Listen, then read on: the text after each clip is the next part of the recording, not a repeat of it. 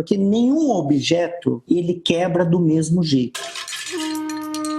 Você pode pegar 10 xícaras, 10 vasos e jogar no chão. Ele vai ter cacos diferentes, ele vai ter quebras de um jeito diferente.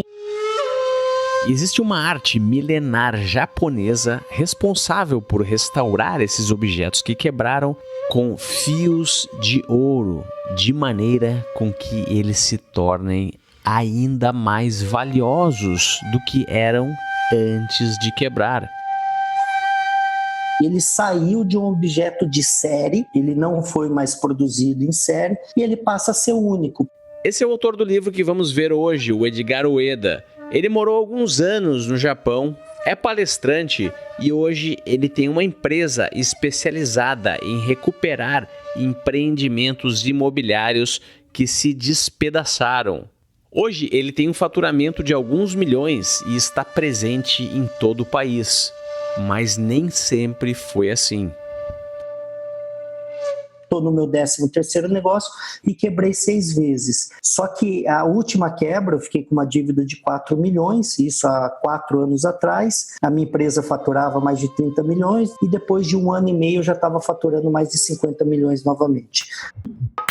O nome da arte milenar japonesa de restauração de objetos quebrados é Kintsugi e é o mesmo título que o Edgar colocou no seu livro. E a ideia é te convencer que cada quebra é uma oportunidade para se tornar ainda mais valioso. Quer saber mais sobre essa mentalidade? Então fique ligado no Resumo Cast que está apenas começando. Os melhores livros de negócios investigados a fundo por quem entende de empreendedorismo. Fique ligado, pois está começando mais um episódio do Resumo Cast com Gustavo Carriconde e Renata Libérica.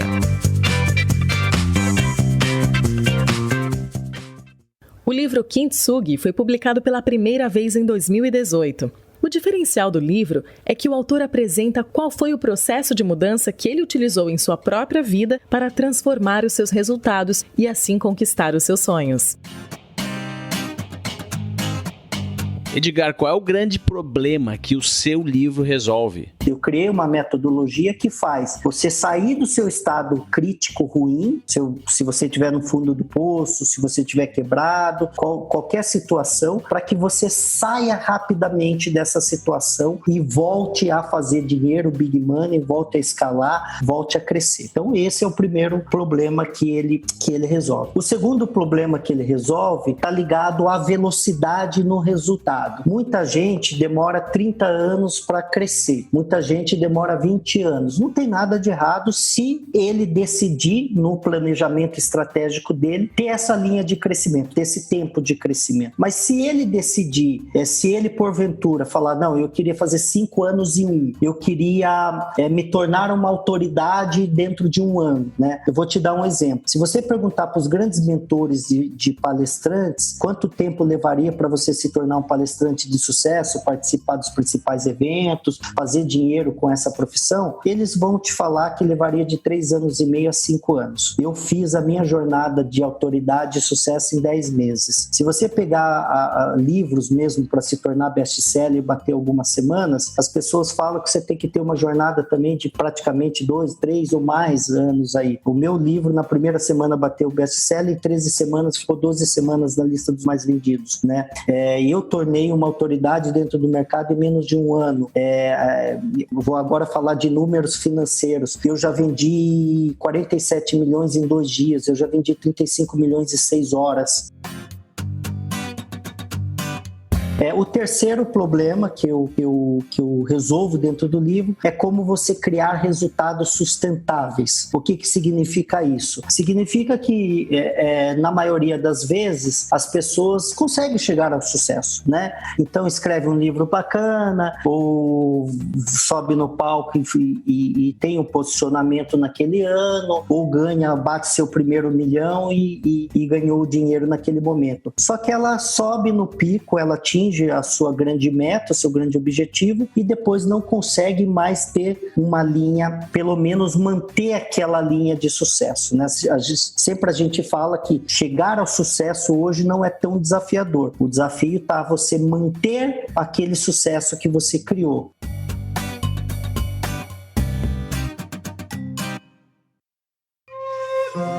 Kintsugi, em japonês, vem da união de duas outras palavras, kin, que significa ouro, e tsugi, que significa juntar. E é uma técnica milenar de restauração de objetos.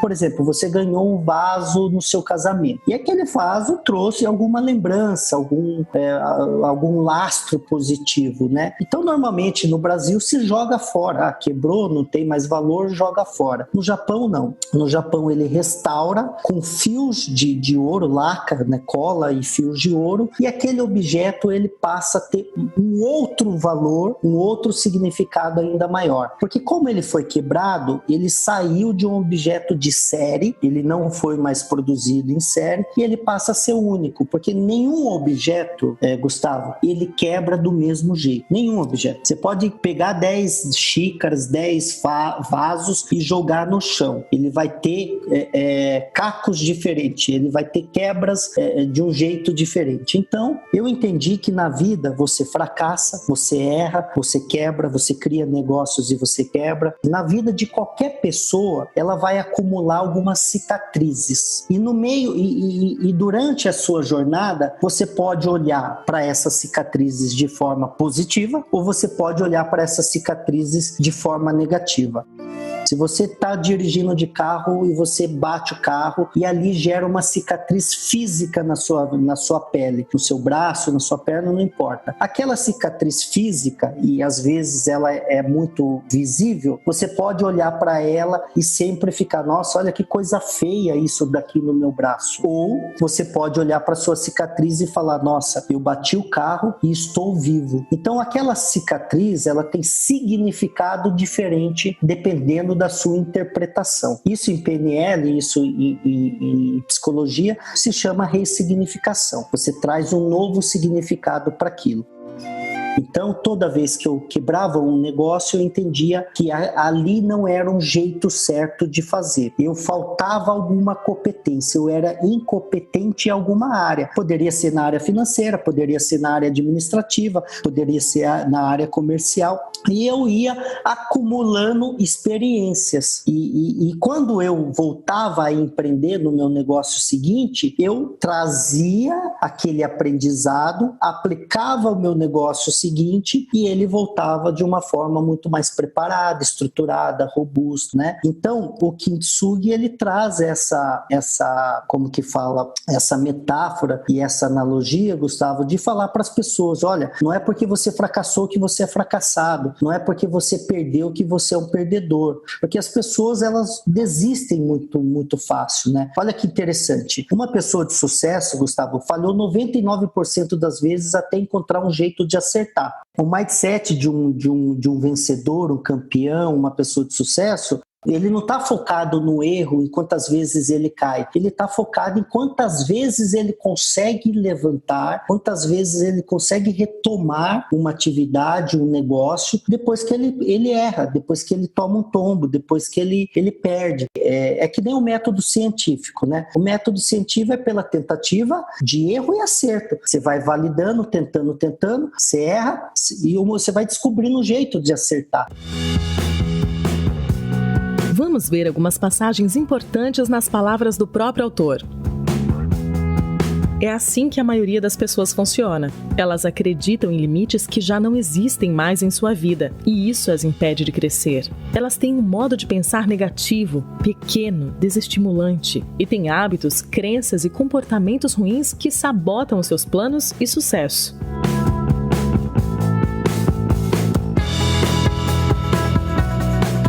Perceba o quão poderosa é essa pergunta. O que é necessário para você virar a mesa e ter mais sucesso? Para estar sempre pronto a subir para o próximo patamar na sua vida? Para virar o jogo a seu favor, dar uma virada em sua vida, é preciso expandir o seu modo de pensar, buscar novas competências mais adequadas e promover mudanças em seus comportamentos. O livro está dividido em 3 pilares que o autor considera necessários para se conseguir dar a volta por cima, ou o que ele chama de turnaround. E esses 3 pilares do Edgar fazem muito sentido e já apareceram em diversos outros livros de empreendedorismo e de grandes pensadores que vêm estudando durante anos as características de quem consegue resultados acima da média. Pilar 1. Mindset. O objetivo é ampliar o seu modo de pensar, sua visão.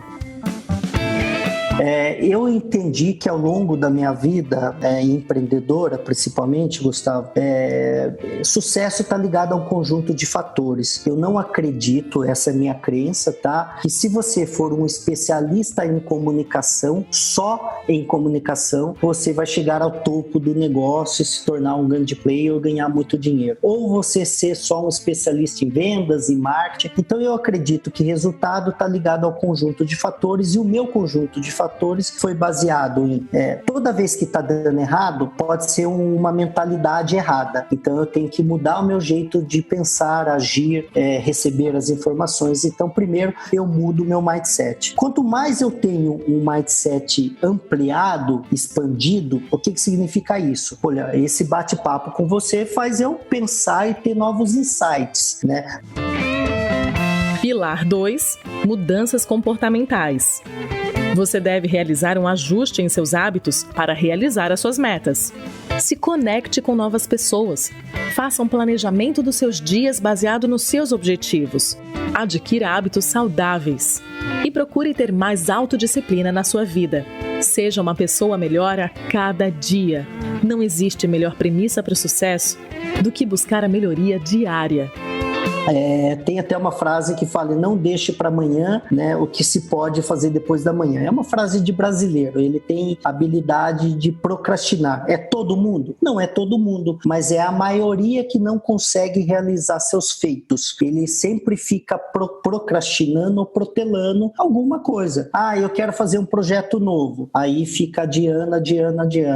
Eu queria viajar, fazer um curso lá fora. Fica procrastinando e adiando isso. Então, um dos meus princípios, que é comportamentais, ele fala: faça o que precisa ser feito, mesmo que seja o simples. Quando eu era consultor, eu chegava nas empresas e falava para ela fazer o arroz com feijão bem feito. Porque se você faz o simples, o arroz com feijão bem feito, você está fazendo o que precisa ser feito. Tem uma máxima no empreendedorismo, que talvez você já ouviu falar inúmeras vezes, que o feito é melhor do que perfeito. Por que isso? Porque isso é verdadeiro. Porque tem muita gente que fica planejando e não executa. Então, go to action, vai para ação, vai realizar, seja fascinado por fazer. Isso é um comportamento, né? O outro comportamento de trabalhar duro. As pessoas associam o trabalho duro, Gustavo, como o trabalho braçal, o trabalho de desgaste, de você fica... Não, trabalho duro para mim significa intensidade e sim trabalhar mais do que a média. E quando eu voltei para o Brasil, todos os meus concorrentes trabalhavam a jornada das 44 horas, porque o Brasil se estabelece essa jornada, né? 8 horas por dia, 44 horas por semana. E aí eu faço uma pergunta para quem está nos ouvindo. Você prefere trabalhar 8 horas por um mísero salário ou 12 horas por um sonho e construir o seu próprio império? Então, quando eu voltei para o Brasil, eu adotei o mesmo comportamento que eu tinha no Japão. Trabalhar 6 dias na semana, 12 horas por dia, e eu estabeleci fazer isso durante 5 anos da minha vida, que virou 12H, 6D, 5A. 12 horas por dia, 6 dias por semana, durante 5 anos. Ou seja, eu estava na frente do meu concorrente 4 horas por dia, né? Se você somar isso por 6 dias na semana e por todos os dias que eu estava trabalhando, quantas horas eu estava na frente dos meus concorrentes? Claro que não é só trabalho duro, mas se eu juntar todo esse conjunto que eu criei mais trabalho duro, eu tinha um resultado acima da média. Pilar 3. Acúmulo de competências. Você deve investir sempre em seu conhecimento. Esse é o seu melhor investimento. Desenvolver-se constantemente vai garantir que você se torne e se mantenha competitivo nos dias atuais. Leia livros, ouça podcasts, faça cursos. Hoje o conhecimento é muito acessível e diversificado, porém tem um ciclo muito menor. E é exatamente por isso que deve ser um hábito contínuo. E eu tenho no meu livro um conjunto de competências, Gustavo, que para mim fez toda uma diferença. Por exemplo, o princípio da inovação. Quando foi a última vez que você fez algo pela primeira vez? O que significa isso? A gente está acostumado a andar no piloto automático, acordar, trabalho, ter as mesmas rotinas, ficar dentro de uma zona de conforto. E a gente não experimenta o novo, a gente não testa o novo, mesmo dentro de um negócio antigo. Isso faz com que o meu negócio fique obsoleto, fique velho, eu não tenha muitas ações ou atividades inovadoras dentro do meu negócio. Um outro princípio que para mim é uma competência, uma habilidade, é o foco. E o foco não está ligado só você a olhar para a mesma coisa a todo momento. É você descartar lixo, é aprender a falar não, é você colocar muita energia e intensidade naquilo que você quer fazer acontecer. Então eu tenho vários, né? A competência de ser detalhista, né? Tem pessoas que não repara isso. Eu morei 10 anos no Japão, Gustavo. Então o Japão fez com que eu criasse uma habilidade de ser detalhista, né? Então eu sou muito minucioso. Eu não sou perfeccionista, mas eu gosto de melhorar tudo aquilo que eu estou fazendo. Que é uma filosofia do eu melhor a cada dia, do princípio do eu melhor a cada dia, que é Kaizen. Essa é uma filosofia até da Toyota. Então, quando você se torna detalhista, tem esse planejamento, consegue ser estrategista, criar um planejamento estratégico, você tem uma competência, uma habilidade de vender. As pessoas acham que ela não é vendedora. Todas as pessoas precisam aprender a vender, a comunicar, a persuadir, a negociar, mesmo ela sendo funcionária, ela sendo uma colaboradora. Então são competências e quando você tem um conjunto de competências e as competências adequadas para que você cresça, ganhe dinheiro, escale, faça carreira, você com toda certeza vai chegar ao topo, vai atingir o seu objetivo de forma muito mais rápida e muito mais fácil. Quanto mais você absorve um conteúdo de uma outra pessoa, de um livro, você vai expandindo a sua mentalidade e logo você vai tendo outras ferramentas. Você vai conseguir fazer muito mais coisas. Eu sempre gosto de fazer uma analogia também de uma caixa de ferramenta dentro da sua casa.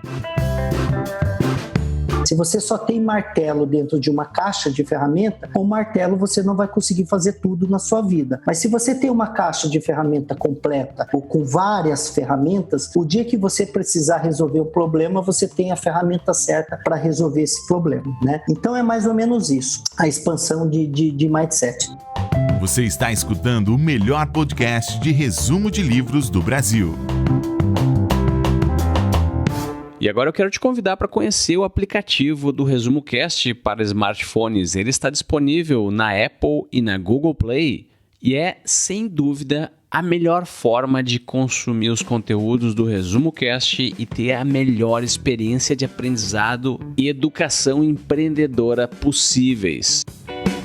A facilidade de uso do aplicativo está ficando cada vez melhor. Nós estamos constantemente incorporando novas funcionalidades de acordo com o seu feedback e o aplicativo também é o canal onde a nossa equipe monitora as mensagens suas, da nossa comunidade, dos nossos ouvintes. Também é o canal onde você pode sugerir livros para o Resumo Cast, além de poder criar a sua própria biblioteca e escutar os episódios offline sem conexão com a internet. Tudo isso está na área gratuita do aplicativo e você pode baixar agora mesmo. Visite então resumocast.com.br/aplicativo ou procure na sua loja favorita de aplicativos. Então vá lá agora mesmo, faça o download, não custa nada, é de graça. E não esqueça de deixar um review de 5 estrelas lá na loja de aplicativos, porque é assim que você vai nos ajudar a empoderar a humanidade com o conhecimento dos livros. Voltamos agora com o Edgar Ueda. Então, meus 3 pilares é um modelo, é um método que eu criei que fez eu sair de uma vida de pobreza. Eu morei numa casa de barro até meus 19 anos. Até meus 4 anos de idade, na minha casa não tinha energia nem água. Minha mãe buscava água na bica, esquentava no fogão de lenha para dar banho em 4 filhos. Eu fui conhecer meu pai aos 18 anos, então, ou seja, eu fui criado só pela minha mãe, e minha mãe sempre ausente porque ela trabalhava na roça. 9 anos de idade eu precisei trabalhar porque a gente só tinha, eu peguei minha mãe chorando porque só tinha feijão para comer. Então a minha vida não foi uma vida, eu tinha todos os indicadores, Gustavo, para ser mais um na estatística que não deu certo, não conseguiu realizar e não conseguiu vencer na vida.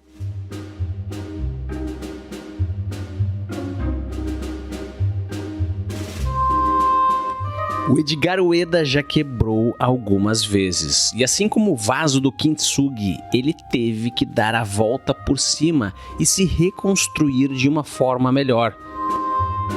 Hoje em dia é muito fácil ver pessoas que tentam modelar grandes empreendedores dizendo que quebraram. As biografias estão aí disponíveis na internet para todo mundo ler sobre a vida, sobre as histórias de grandes pessoas que fizeram grandes feitos, e todo mundo chega à conclusão que antes dessas grandes coisas houveram grandes fracassos. Mas existe uma diferença entre realmente investir em um negócio, colocar a sua pele no jogo e quebrar, para outro cenário onde o empreendedor não coloca tanto em jogo e depois ele sai dizendo que quebrou.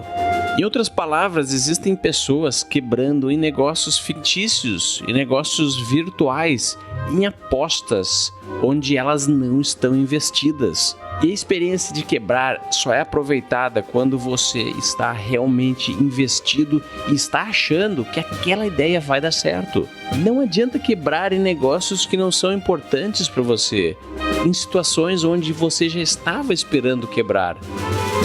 Aos 9 anos de idade, minha mãe colocou um prato de feijão na mesa e eu perguntei se ela ia comer. Ela começou a chorar e eu entendi que aquilo tinha algo, estava errado, né? Uma mãe prefere dar comida para os filhos, e naquele momento eu senti um momento muito impactante, porque uma criança com 9 anos de idade pensa em brincar ou estudar. Não tem muito, eu vou pensar em trabalhar, construir, não. Mas naquele momento eu percebi que eu precisava fazer alguma coisa na minha vida, e ali foi meu primeiro grande turnaround, porque eu saí procurar emprego e encontrei uma senhora que ela queria que eu buscasse leite num sítio, e todas as vezes que eu pegava um vasilhame, ia nesse sítio, colocava leite e entregava para ela, ela me dava uma moedinha, e essa moedinha trouxe um significado diferente na minha vida, ou seja, trabalho gera dinheiro eu posso ajudar minha família, isso para sair dessa situação. Então essa foi a primeira mudança de mindset e meu primeiro turnaround. Meu segundo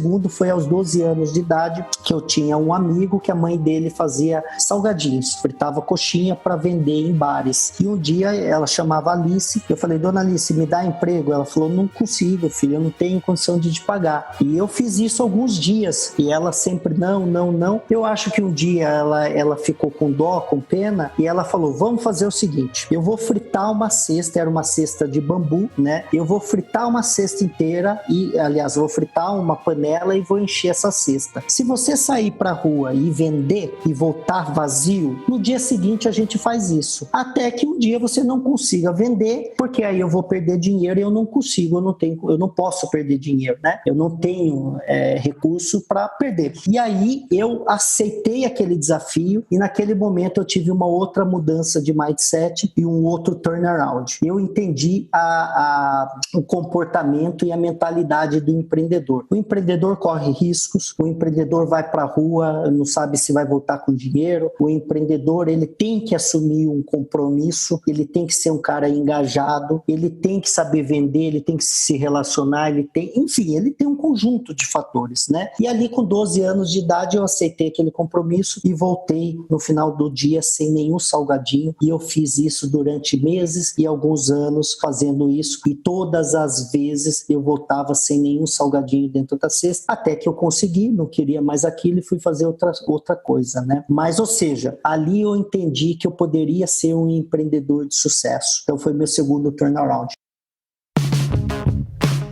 Meu terceiro turnaround foi quando eu abri meu primeiro negócio, que foi aos 17 anos que eu abri meu primeiro negócio. E ali, de fato, eu estava vivendo uma vida como empreendedor. Foi uma lanchonete, um pequeno bar lanchonete. E aos 18 anos eu já vivenciei a minha primeira quebra. Aos 19 anos eu decidi ir para o Japão. O Japão foi meu quarto turnaround e uma mudança de mindset totalmente disruptiva. Por quê? Eu não tinha dinheiro para passaporte, eu não tinha dinheiro para passagem. Eu tive que pegar dinheiro emprestado, primeiro para achar alguém que emprestasse dinheiro. Fui batendo atrás de agência, e aí eu consegui dinheiro para pagar toda a minha documentação e minha passagem para o Japão. Fui trabalhar como peão de fábrica, em fábricas de automotivo. E aí não sabia falar uma palavra em japonês, então, ou seja, nunca tinha saído da minha casa, a minha mãe era meu pai e minha mãe, deixar minha mãe para mim foi uma coisa muito difícil. Eu tinha um filho de 1 ano de idade, deixar meu filho foi muito difícil, deixar meus familiares foi muito difícil.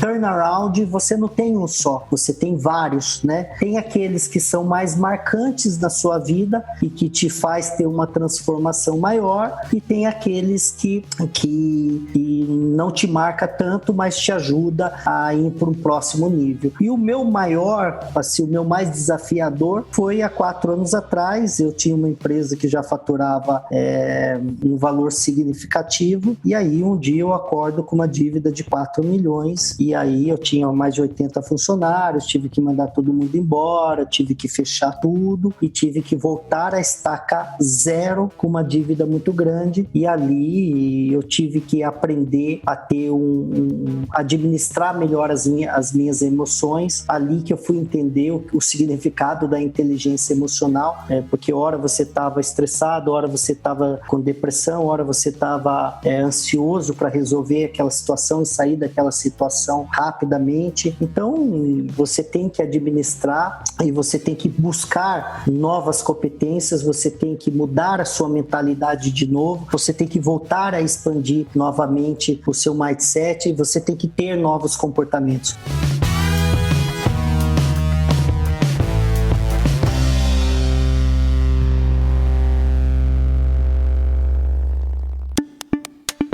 O termo meritocracia é uma palavra que já existe há milhares de anos, desde as filosofias ancestrais gregas, mas se tornou popular mesmo nesse século. E a ideia é a seguinte: quem merece poder e quem merece ganhar mais são aquelas empresas ou aqueles indivíduos que possuem um real talento, que se esforçam e entregam resultados. A meritocracia é contra entregar benefício, levando-se em consideração coisas como hereditariedade, saúde, sexualidade, raça, idade. Ou seja, não existe aquele papinho de amigo do rei, ou vai merecer o benefício porque faz parte do partido. Isso é uma ilusão e não funciona. Quebrar a lei da meritocracia significa quebrar uma lei da natureza. Os processos de seleção natural são baseados em meritocracia. Então, se você trabalha em um local ou tem uma empresa onde, para crescer e ter mais benefícios, é preciso agradar alguém, saiba que está trabalhando em um local ineficiente e provavelmente vai perder participação de mercado, porque estamos caminhando para um mundo, para um país, para uma nação, onde as gerações futuras estão cada vez mais entendendo a importância da meritocracia. Meritocracia, para mim, está no campo de mentalidade, tá? Mas ele está no campo de comportamento também. E eu vou primeiro começar contando a história de 2 funcionários, 2 empregados de uma empresa. E aí o José, ele vai pedir aumento porque ele acha que está ganhando menos que o João. O João tem os mesmos 5 anos dentro da empresa, mas ganha pelo menos 2, chegando em alguns momentos ganhar até 3 vezes mais que o José. E aí ele pede uma reunião com o dono da empresa, o patrão, ele pergunta: e aí, Zé, quais são as novidades? O que você veio fazer aqui? Ele fala: olha, eu vim aqui fazer porque eu não estou feliz, eu não acho justo, o João está ao mesmo tempo na empresa, só que ele ganha 2 até 3 vezes mais do que eu. Ele falou: bacana, você veio aqui então pedir aumento. Ele falou: isso, eu vim aqui pedir aumento porque eu não acho justo. Antes de a gente continuar nesse assunto, eu quero te pedir um favor. Eu queria que você fosse aqui na esquina, tem uma quitanda, tem um hortifruti, e ali tem frutas frescas, e agora eu quero dar frutas de sobremesa para os nossos colaboradores, nossos funcionários. Então vá ali na esquina e pergunta se tem abacaxi disponível. Ok, então ele saiu da sala do escritório, da sala do chefe, foi na esquina e chegou depois de meia hora, quase 1 hora. Ele chega e fala pro patrão dele: eu vi ali, chefe, eles têm abacaxi disponível, sim. E aí o patrão pergunta para ele: mas você viu se tem outras frutas? Ele falou: não, o senhor só pediu para ver abacaxi e eu vi só abacaxi. Ele falou: mas tem a pronta entrega? Ele falou: não, o senhor só pediu para ver abacaxi. Eu não vi se tinha pronta entrega. Ele falou: e se você viu o desconto, o preço, porque nós vamos comprar em volume. Ele falou: não, o senhor só pediu para ver abacaxi e eu fiz exatamente o que o senhor pediu. Ele falou: tudo bem, tá resolvido. Espera um pouquinho aí, senta aqui, fica aqui do lado que eu preciso falar com o João. E aí ele pegou o telefone, telefonou para a sala do João e chamou o João. O João entra e fala: fala, doutor, o que você quer? Ele falou: olha, vai aqui na esquina, tem aqui uma quitanda, tem um hortifruti, nós vamos dar frutas agora para os nossos colaboradores de sobremesa. Então verifica se tem abacaxi. E aí ele saiu da sala, ele foi na esquina e depois de meia hora, quase 1 hora, ele volta falando o seguinte: vi sim, tem abacaxi como fruta fresca, mas tem outras frutas frescas como laranja, melancia, mamão, etc. E eu acho interessante a gente não dar só abacaxi. Eu acho interessante a gente montar um cardápio e dar aqui uma fruta diferente por dia. Detalhe, e eles possuem frutas frescas que são entregues no primeiro horário aqui da manhã para que a gente possa manter essa fruta em boa qualidade para os nossos colaboradores. Detalhe, como nós vamos comprar todos os dias no volume muito alto, no volume muito grande, eu consegui um desconto. A fruta, o preço daria esse valor e eu consegui um desconto de 10% até 15% aqui. Se você quiser, eu posso voltar lá ou ligar para a quitanda e já agendar aqui, começar a entregar as frutas a partir de amanhã. E aí ele fica em silêncio por 30 segundos e olha para o José e fala o seguinte: qual era o assunto mesmo que você veio tratar comigo?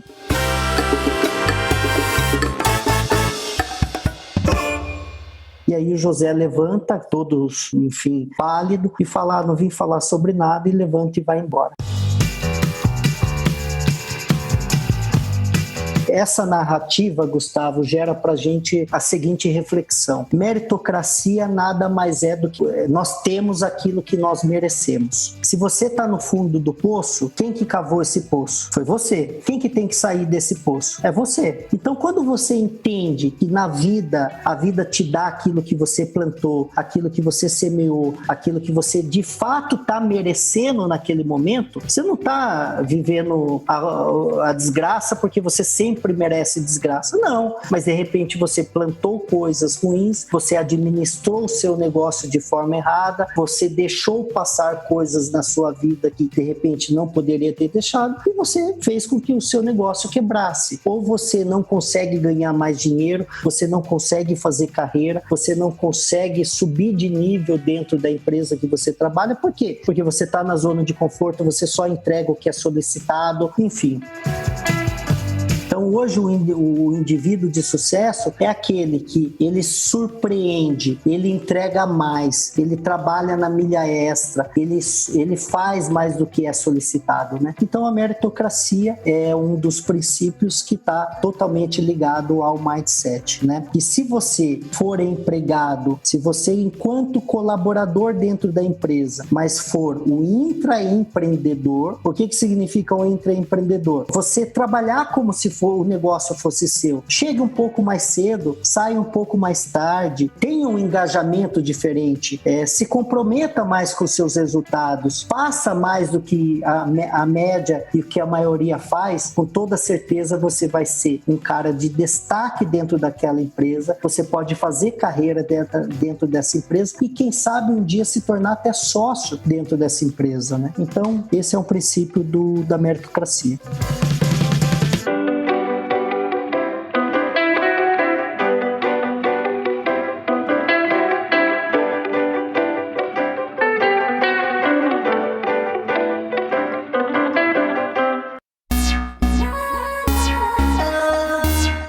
Falamos muito em diversos outros livros de negócios sobre sucesso, que parece ser algo muito importante para todos os seres humanos, independente do país, da cultura, da religião. Todo mundo quer sucesso. Mas será que sucesso é algo que se atinge uma vez e nunca mais precisa se preocupar com ele? Ou é uma atividade que precisa ser constantemente nutrida e revisitada? Será que sucesso é o destino ou é a jornada? Sucesso é para sempre ou é temporário? Já parou para pensar sobre essas coisas todas? Não? Então eu aposto que você tem dúvidas sobre o que é sucesso. E a pergunta que fica é: como é possível desejar ou obter algo que é difícil de se descrever? Pense, qual é a sua definição de sucesso? Para mim, sucesso são realizações e nem sempre ela está no campo financeiro, né? Então, por exemplo, se eu quero ter uma família bacana, poder estar com os meus filhos, sucesso é estar com a minha família no momento que eu quero estar, poder, de repente, 2 horas da tarde, numa terça-feira, estar com eles, né? Não é só o final de semana, não é só a noite. O sucesso, para mim, de repente, é falar: nossa, agora eu quero conhecer um país diferente a cada 3 meses. Pode ser, o sucesso naquele momento pode representar isso, é a minha realização. Ou, de repente, andar com o carro que eu quero, morar na casa que eu desejo, ou impactar pessoas, ou transformar a vida das pessoas, motivar, inspirar e provocar mudança na vida das pessoas. Então, para mim, Gustavo, o sucesso, ele representa diferentes situações e diferentes momentos, né? Só que ele tem uma tradução simples. Quando eu quero realizar algo e eu consigo realizar, para mim eu considero como sucesso.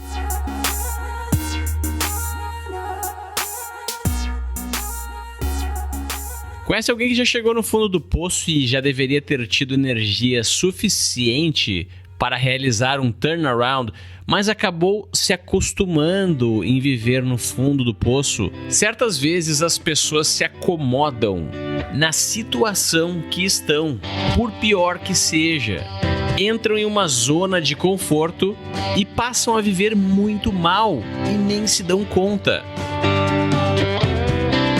A gente tem 3 estados que a gente tem que interpretar de forma muito, muito clara na nossa vida quando a gente está vivendo um momento muito crítico. O primeiro é esse estado que você já acabou de falar, que é o estado de aceitação.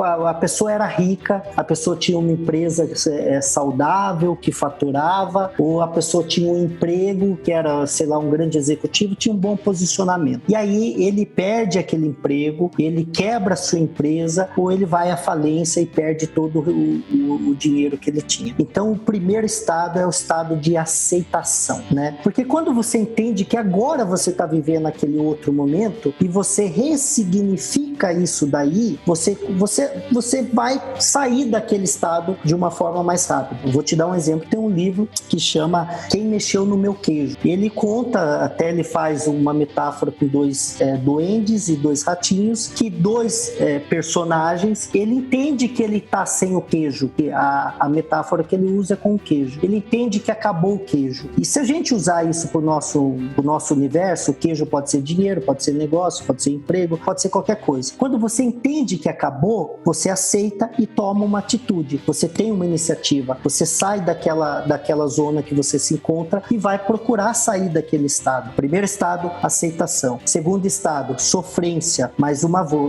vez, dor e sofrimento são coisas diferentes. Se você perdeu dinheiro, perdeu o emprego e perdeu o negócio, claro que tá doendo, claro que machuca, mas para de sofrer, esquece, não fica remoendo ou masturbação mental.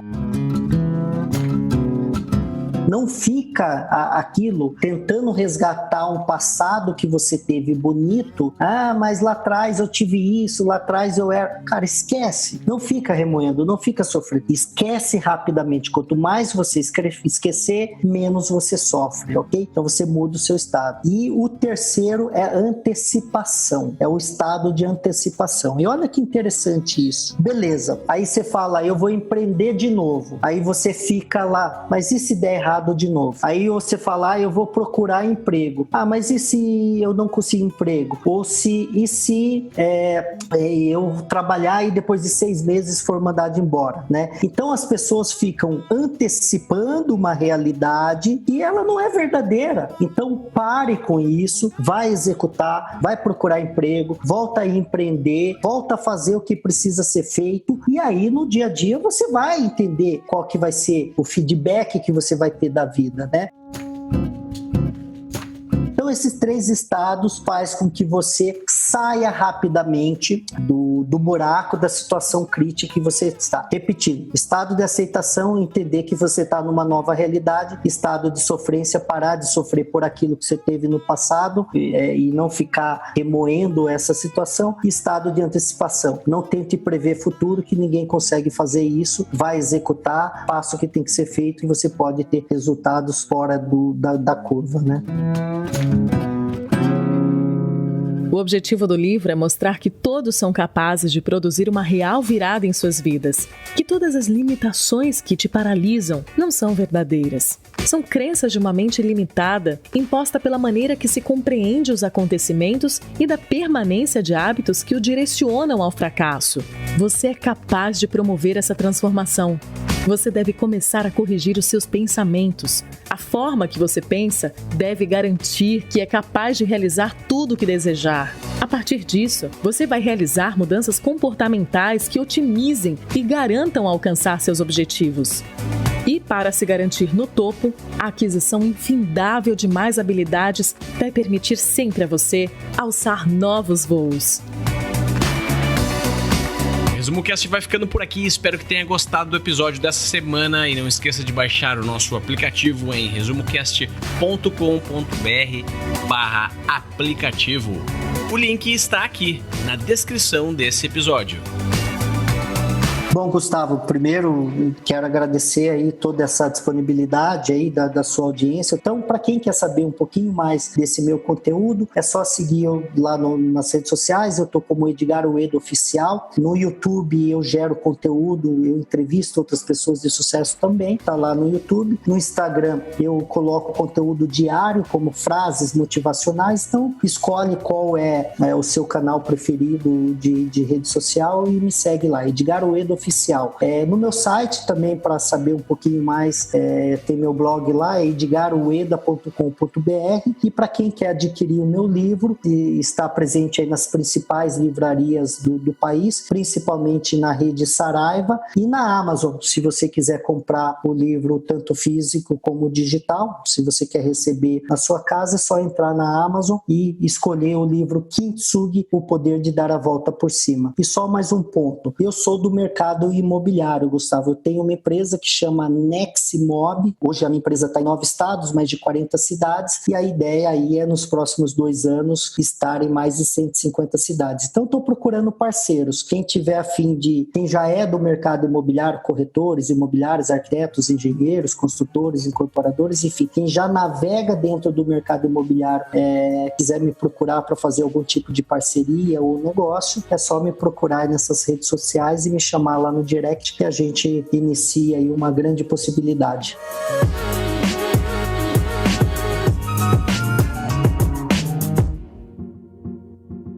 Visite resumocast.com.br e assine gratuitamente o melhor podcast do Brasil.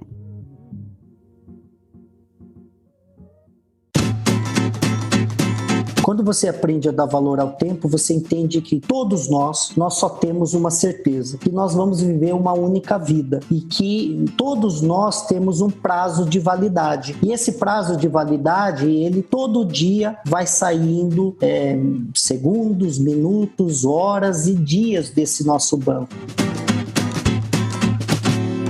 Então, se a gente não souber aproveitar esse momento e construir e realizar tudo aquilo que a gente tem vontade de realizar, talvez a gente saia dessa vida com uma insatisfação, com uma coisa que fala, puta, eu poderia ter feito isso, eu poderia ter realizado isso, eu poderia ter conquistado isso.